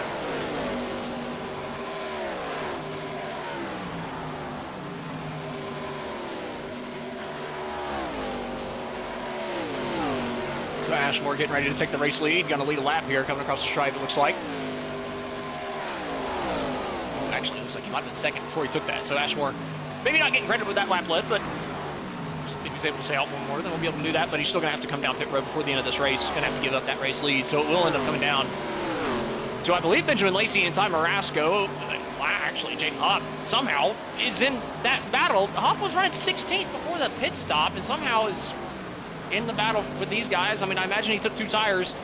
The same as Marasco and Lacey, unless he just pitted way earlier. But we'll just have to wait and see if he falls off the back bumper of these guys or not. Michael Ashmore's out of fuel, coasting down to pit road here. He ran out on the back straightaway, pushed it 1 lap too long, and now it's a long way around. And for Ashmore, this is going to spend an end to any hopes on even finishing on the lead lap. He might lose 2 because of this. Yeah, it might not be what Ashmore needed, but I want to bring the attention to something else. Kilroe was already almost to the race leader, so a lot different than last night. Last night, whenever I came out of pit road after the pit stops, I was, I think, 5 or 5.5 seconds ahead of Kilroe. Here, Lacey was only about 2 or 2.5 ahead of Dalton Kilroe, and Dalton's already ran that down.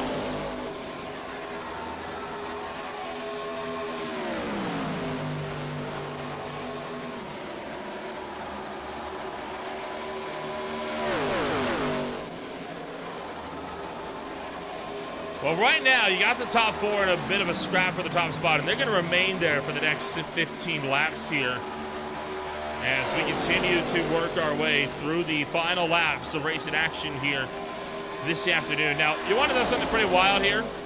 24 cars are on the lead lap, 25 are in the running. How often is it that we have all but one car on the lead lap that's still running after a run a green flag pit stop? That is super rare to happen and shows how close the competition is here this afternoon. And the one car that is a lap down, huge asterisk, because it's only a lap down because it ran out of fuel. Here comes Kilrow with the newer tires. Trying to make easy work of Lacey. And man, I feel terrible. I hope Lacey wasn't listening to the broadcast and took my advice as he was coming down pit road, and that's why he took 2 tires, because it has not worked out well. Still side by side, still on the top side, but Kilrow trying to take this race lead away and trying to win it, but Lacey fighting hard on the outside, not giving it up.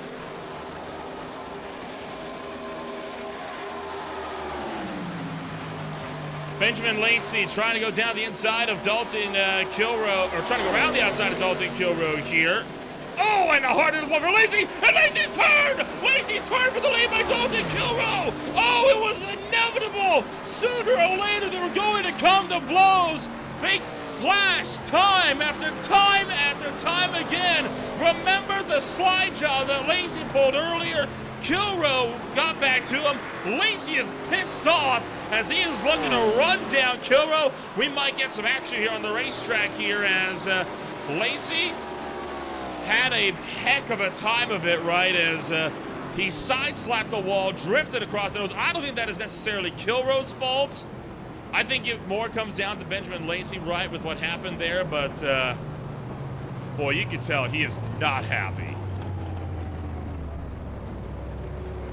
Yeah, a little bit of a weird moment, too, with having to wait for the pace car, but also just a weird moment on the wreck. You know, coming out of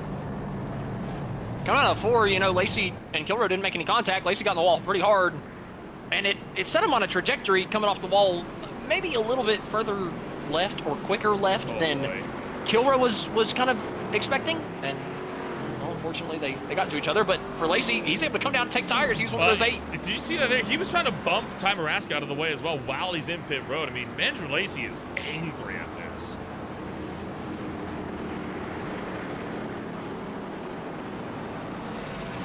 Oh.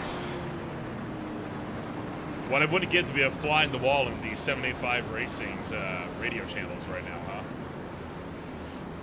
Yeah, I'd love to be a fly on the wall in Benjamin Lacey's sim room. I'm telling you, I would love to be hearing what the hell was being said by Lacey after that accident. Obviously, tough one racing for the lead, being a playoff car. You want a little bit more respect, but I don't think Kilrow really did anything super wrong. He was going towards the inside of the tri-oval. It was just weird, right? Lacey hit the wall. It bounced him off. And Kilrow wasn't moving. He's got no reason to. I think that Lacey's expecting Kilrow to cut the dog leg. Kilrow's just going for that bottom line down the front straightaway, and it's just 2 cars going for the same space, I feel like.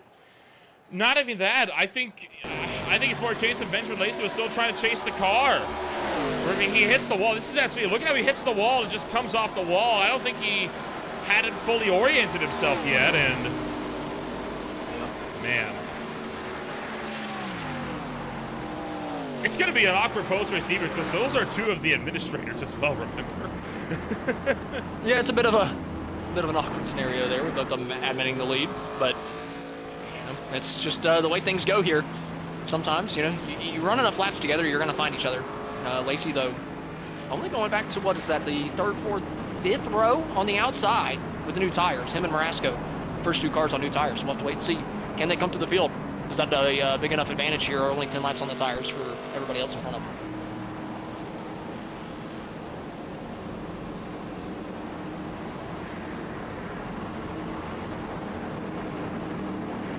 It'll be a 10-lap sprint when we take the green flag.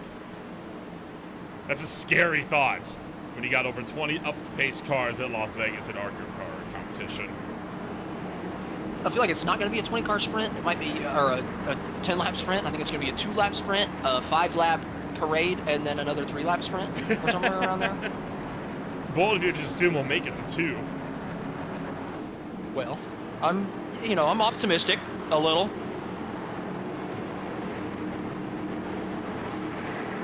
Benjamin Lacey, after that crash, restarts in 9, so all things considered, mitigated the damage quite well. Pace car is off. Dalton Kilrow into the Echo Park restart zone. Puts us back with the green flag in the air. Kilrow with the older tires. Can he hang on long enough? Or will some of those cars with 4 tires get up to your challenge? And even if it's not the cars with 4 tires, is it Jaden Hopp? He hadn't been up front all night. All of a sudden, Hopp in second with a chance to win. Down the Nellis straightaway. Nicholas Corso looking for the inside of 3 wide. Coming down to the turn number 1. Goes to split Jaden Hopp and Scott Shire.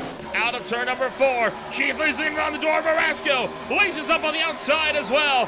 They're able to keep it together for the time being, but this pack is condensing just like we thought it would. Lacey's flying around the outside of the racetrack on those newer tires too, trying to pick up all those spots he can. To the outside of the 93, he's going to be 3 wide. Finds the wall boy. a little bit. Couple taps there for Benjamin Lacey. Into the outside wall. Jaden Hopp fading. 3 wide though, still for Lacey. Coming down to 3. He's got to use those tires and he's got to use them quick. 3 by 3 by 3 wide as we go into the middle of the field. Oh, AJ Stutzman up into the top side of Gibson. Now 4 wide down the straightaway. Hops with contact. Pushes these down onto the apron. Contact and around they go. Gibson hard into the wall. And that's going to collect a couple. Stutzman is involved. Gibson is destroyed. Bassinger with big damage. A lot of huge playoff implications here, with a good quarter of the playoff field involved. Oh boy. I don't even know what to think on that one. I mean, D's obviously getting forced down to the apron after the 2 cars above them making contact. Hopp got spit off into D's.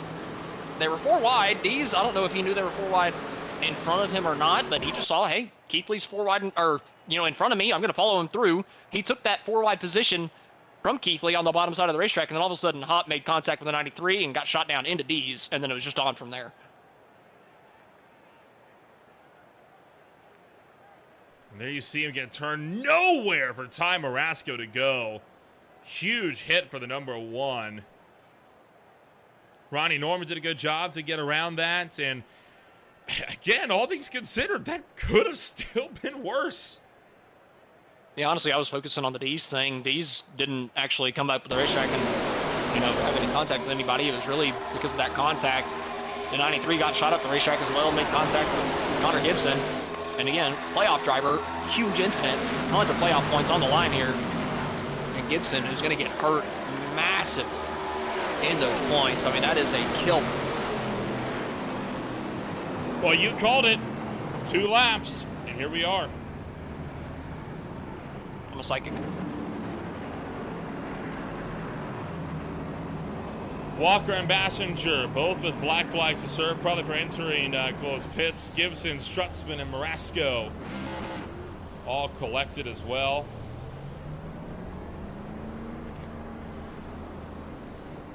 Oh, man. In fact, no, sorry. Wyatt Walker's black flag actually came from this last restart, passing before the start-finish line. So an even more devastating mistake for Walker, because there's no way to serve that and recover with this little time left. So there are 3 playoff drivers in the top 15.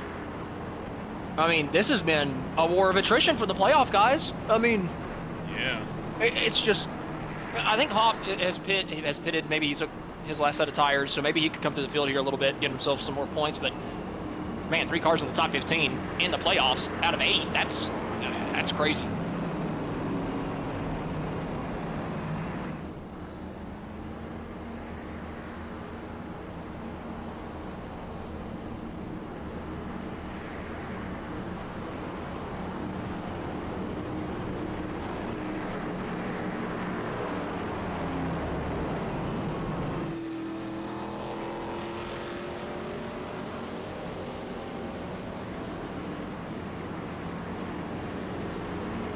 Well, Dalton Kilrow again picks the outside lane for the restart here.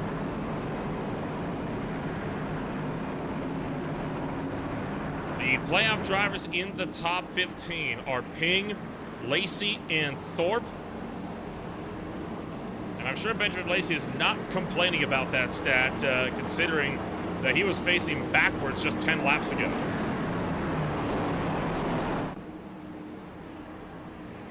He is at least, you know, up there with a chance. We're going to have 4 laps to go on the restart. Can we get to that checkered flag is the big question. And is that enough time for him to go up here and take this back away from Dalton Kilroe after he feels like Kilroe might have stolen from him?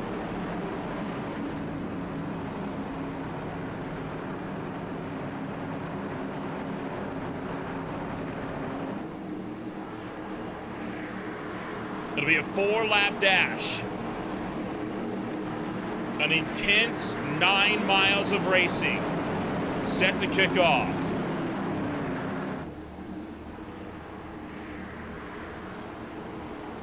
And the field going to take to the Echo Park restart zone. Green flag is back in the air with 4 to go. Kilroe with a big enough jump to clear, coming out of 1. Getting down to the inside of the racetrack now, bring in Michael Ramos along with him. Dustin Ping on the inside. Step side by side with Shire. He might be able to clear down the back straightaway. Ping jumping up to the top side of the racetrack, side by side for the lead. Kilroe Ramos, side by side, down to 3 and 4. Can the 27 make the bottom line work? Or will Kilroe continue the momentum on the top side? Still side by side off of turn 4. Side by side for second contact with Benjamin Lacey. Ping trying to get to the right rear, Dalton Kilroe. Kilroe kind of blocking it. Still side by side, more contact. What is going on? Lacey somehow still hanging onto the race car. Can he get up there with those 4 tires? Michael Ramos side by side with Dalton Kilroe battling for the top spot. Lacey rebounds back, doesn't make trouble back straight away. Around goes Scotty Stevens. Caution is out. Overtime, and Kilroe continues to hang on for the lead. Oh, this is a straight dog fight up the front of the field. Kilroe doing everything he can to try to hang on.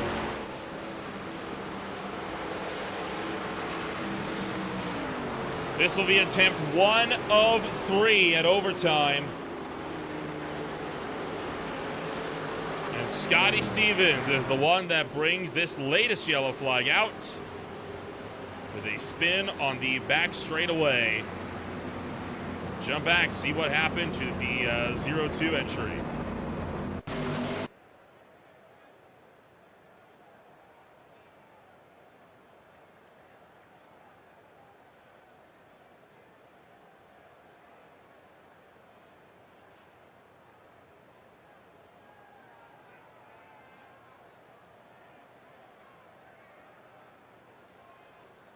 Stevens just getting turned into the outside wall. I mean, no ifs or buts about it. It's just lines all coming together. Everybody's jockeying for real estate as we get into the closing stages, and one thing leads to another, right? It just pushed up on Massengill, and I think Massengill got loose. It just came down into him. Let's take a ride on board with him.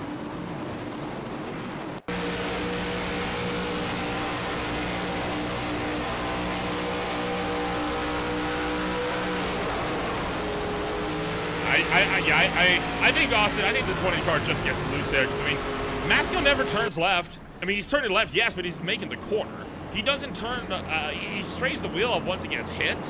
I think the car just got loose, and he never had a chance to fully recover it. I think he just kind of got put off by the car coming up the racetrack so fast, not leaving him a lot of room off that corner. It was just so tight. I think that just kind of put him off and got him a little squirrely coming off the corner. No malice or anything, just you know, at the end of these races, everybody's running as hard as you possibly can, trying to get everything. So you're just bound to have those little mistakes.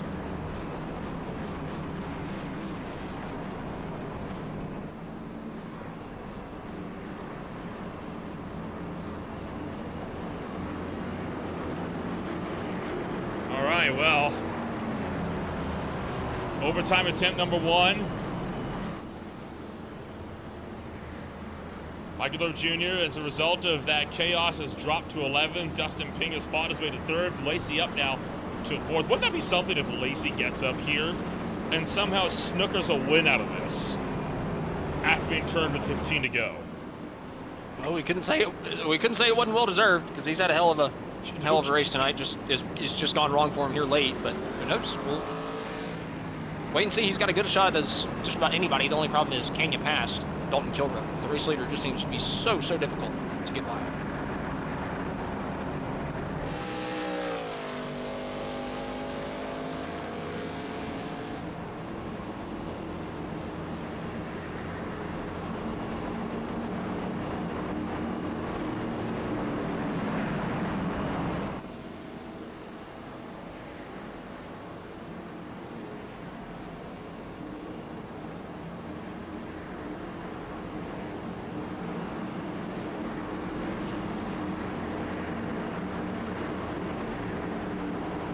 Well, Dalton Kilrow and Michael Ramos running in numbers 1 and 2 here this afternoon as we'll gear up for the first of our green-white checkered attempts. Dalton Kilrow leading the way. Michael Ramos up on his outside. The pace car pulls off. 2 laps, 3 miles. First attempt at overtime. Kilrow leads us back this time from the inside. Oh, and a huge start from the inside line. That's going to hurt Benjamin Lacey big time there in 4th. It's going to be between Kilrow and Ping here. And if though we get together, then we can see somebody else. But other than that, I think it's going to be between 41 and 81. And here comes Ping on the inside, moving him out of the way. Dustin Ping with the bump and run down the back straightaway. We're looking for 4 wide. Kevin Foster taking it 4 down the back straightaway to turn numbers 1 and 2. Now Dustin Ping down to the inside. Dalton Kilrow on the outside. Looking for 2x2 at the white flag.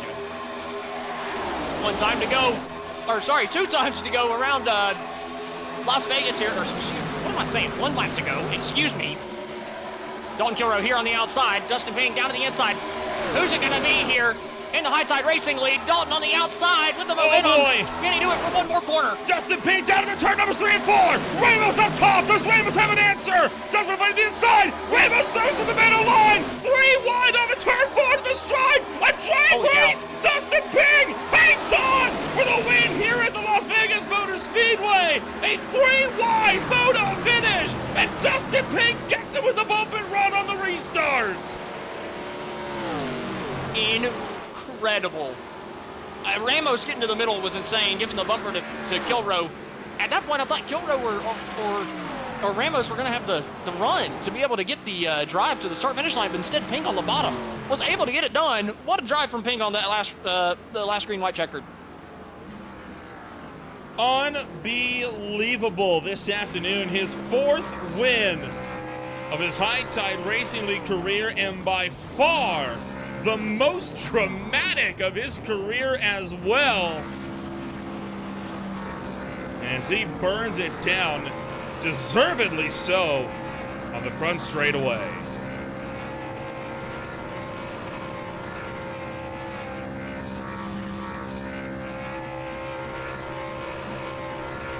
Let's take a look on this finish here, coming off of turn numbers 3 and 4 here. This was almost too close to call. Watch as Michael Ramos tries to shoot it 3 wide up the middle. He'll walk away with his first career podium, and Dustin Ping, at the end of it all, gonna look to come home. There you see the iRacing flagman waving that flag eagerly. And Dustin Ping, in a 3 wide race to the line, takes it by just 3/4 of a car length.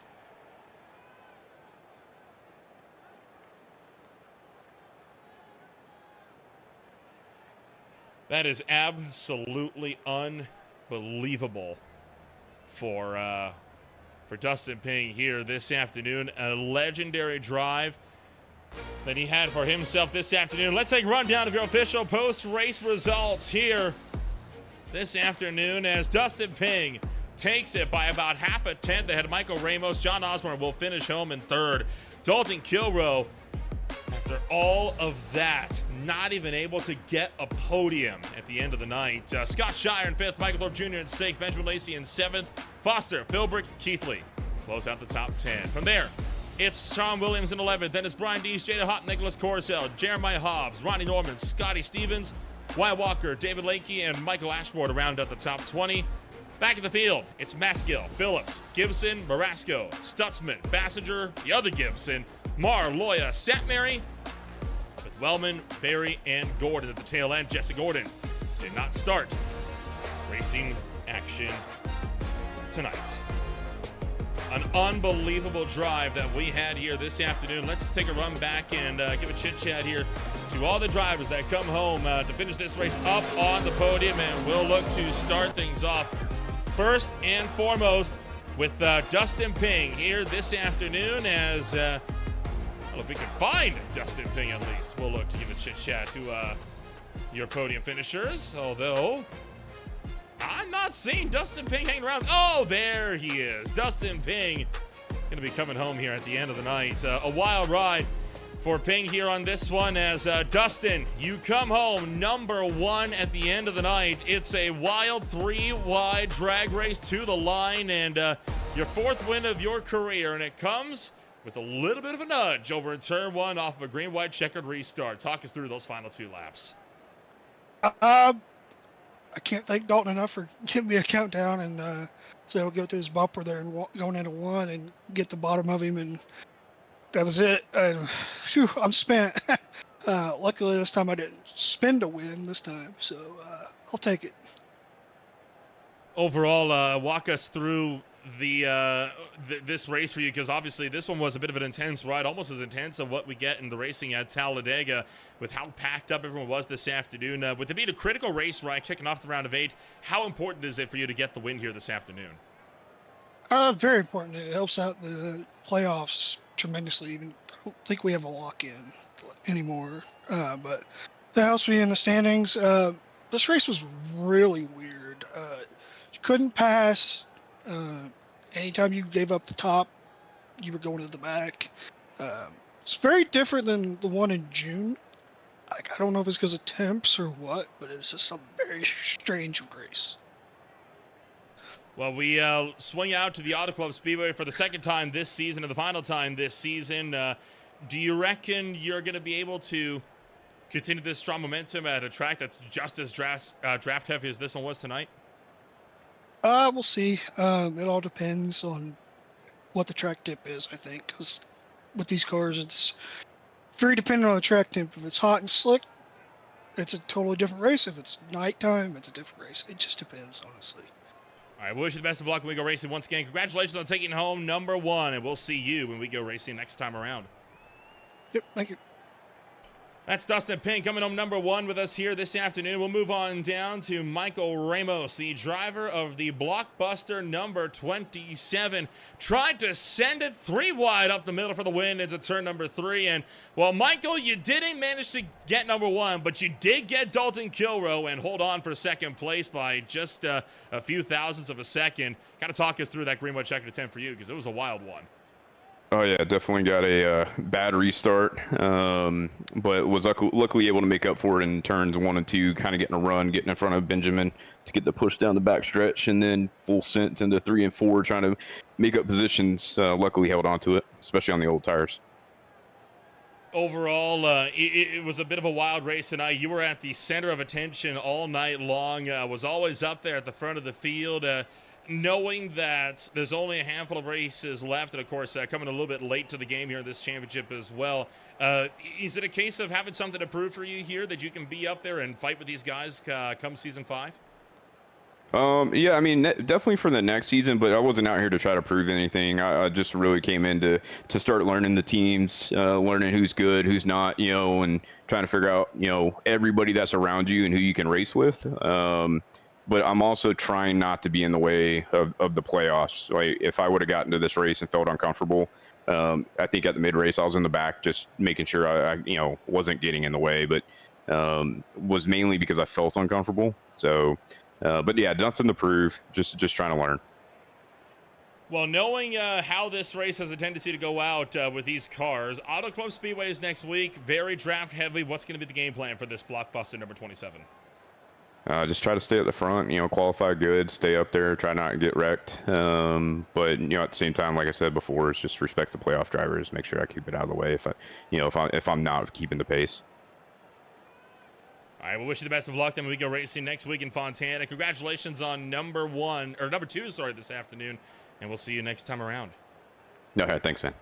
Michael Ramos comes home second place here this afternoon, and well, that'll bring us to the third place finish here this afternoon. And we were expected to be talking to Dalton Kilrow. Instead, we're talking to John Osborne. John, you are just barely able to snipe the third place away from Dalton Kilrow by 0.04 of a second. You saw them go 3 wide into turn number 3. Did you reckon there was a way you can make that 4? The only chance I had was to throw it, throw it down low off of 4. Like, when these cars get side by side, man, it just slows them down so much. And so that whoever's behind definitely has a chance to get up there and do something. And with the 27 and the 41 as close as they were, I was like, well, here we go. I mean, I thought we were done at the start when the 27 was just a hair late getting on the throttle. And that held me and Ben up. But I think Ben had a little bit of left front damage. So, I don't know, that was pretty terrifying for me on that last restart because I was like 3 wide the whole time. So, and the middle. And I was terrified. But, I mean, I did everything I could there, entering 3 and then coming off of 4. I had a lot of momentum. My car was really good, really all night. But, I mean, just one lap too short. I mean, who knows what would have happened? I would have fought with them, and they would have, brought the 4 and the 34 and the 8 up to us too. So, but yeah, I'll take third, and especially since I wrangled it away from Dalton. Well, it's a good, solid effort from this number 5 car here this afternoon, and a lot of tracks, right, that are very draft heavy. We have, of course, the Echo Park Speedway coming on up. We got Auto Club Speedway coming on up. It's going to be a bit of an intense few weeks. How do you reckon you're going to be able to put up with it in the number 5? Yeah, I mean, it's all about track position. When I qualified well tonight, I was talking to Ben about it, and I was like, man, I think I'm just going to have to do my best to stay up front because I like saving tires, but this car is a little bit tough because it is so draft dependent on a lot of these tracks, even the 1.5s. But I feel like I'm good. I've had a lot of bad luck this entire season, and my results don't show the effort I've put in. But Echo Park is one of those tracks that I personally hate, but I'm not bad there. I miss old Atlanta, and the fact that they renamed it Echo Park really bothers me. But I mean, I guess that's what money does. But Auto Club's a good track. That's going to be very, very draft heavy. Depending on if we're running in the day or the night, if there's a whole lot more grip, it could be a lot of fun. I know it's fun for y'all up in the booth for sure. So, I mean, I feel good. I mean, I'm happy. I'm just happy I ran up front all night and got to finish there. So, yeah. 250 miles of racing action coming on up next week for you in Fontaine. I wish you the best of luck as we go out to Auto Club. Yeah, I appreciate it, man. John Osborne comes home number 3, and well, with that, that is about all the time we are going to have for one afternoon here in this one. An extremely hard-fought and wild race that we had for this one here this afternoon. When we go racing next, it is going to be for the OMSRL the OMSRL Gold Series. That'll be swinging out to the Monster Mile, myself, and Joe LaCastro in the booth for you on Tuesday nights. Then it's the Beer League at Monza coming on up this Wednesday night. The Premier Sim Racing Sim Game Expo Truck Series, Athens Joe Sim Racing League, and the Highline Diecast Collectible Speed Cup Series all out for a Darlington triple header at the Lady in Black. That'll be in South Carolina from Wednesday through Thursday. Then it's back to Bolt Racing League. They'll be taking over from HTRL here at Las Vegas, and then Classic IndyCar Series back at Chicagoland Speedway. They'll be here on Saturday afternoon as well, alongside the SRHN Ford Championship later on that evening. In the meantime, if you want to find out more about who we are, what we can offer you, check us out today at www.greenflagtv.com. My name is Manuel Rambo. Joined alongside me tonight was Austin Estrom. Thank you all so much for joining us. What a wild way to kick off the round of 8, and there is still more to come. We'll see you all when we go racing next time out here at Auto Club.